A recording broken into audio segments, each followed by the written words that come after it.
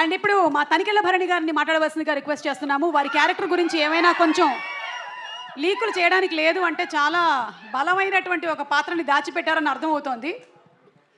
Cinema చూసే వరకు ఏది రిలీజ్ చేయడానికి లేదమ్మా, రివీల్ చేయడానికి లేదు. అందరికీ నమస్కారం. కమల్ హాసన్ గారి సినిమా మరో చరిత్ర దీపక్ మహల్లో చూశాను ఇక్కడ. ఆ చూడడమే ఒక అదృష్టం. అలాంటి నుంచి ఆయనతో కలిసి యాక్ట్ చేయడం అనేది నా పూర్వజన్మ సుకృతంగా భావిస్తున్నాను. Any for that matter any artist మొత్తం భారతదేశంలో కాదు, యావత్ భూప్రపంచంలో లోకనాయకుడు అంటే కమల్ హాసన్. That's all. అంటే ఒక క్యారెక్టర్ కోసం ఆయన తీసుకునే శ్రద్ధ, commitment. So he transforms into a character. That is the greatness of Kamal Haasan.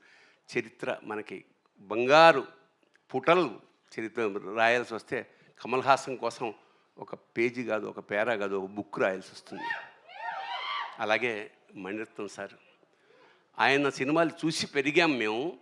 ఆ క్రమంలో నాకు అద్భుతమైన అవకాశం మిస్ అయింది ఒకప్పుడు. రజనీకాంత్ గారి సినిమా ఒకటి. తర్వాత అంటే ఆ వేషానికి నువ్వు అంతా చెక్ చేసిన తర్వాత నువ్వు సూట్ కావు, ఈ క్యారెక్టర్ ఏజ్ సరిపోలేదన్నారు. తర్వాత after a very long 30 years నాకు పొన్నియిన్ సెల్వన్లో స్క్రిప్ట్ రాసే అవకాశం వచ్చింది తెలుగుకి. So that was a very great opportunity. అప్పుడు నేను అడిగా మాట మణి గారిని, సార్ ఎప్పుడో సినిమా మిస్ అయిపోయింది సార్, ఒక్క షార్ట్ వేషం ఏమన్నా ఉంటే ఇస్తారా అంటే నవ్వాడు. అంటే ఇవ్వనని అర్థం.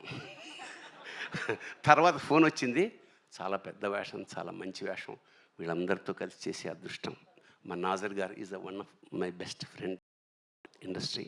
అలాగే త్రిష గారు ఫస్ట్ సినిమాలో నేను ఫాదర్ వేషం వేసాను త్రిష గారికి. సో థగ్ లైఫ్ అనేది ఒక యావత్ భారతదేశంలో ఒక సెన్సేషన్ క్రియేట్ చేస్తుంది మనస్ఫూర్తిగా నమ్ముకుంటూ. Thank you so much. Thank you so much Bharani గారు. Thank you.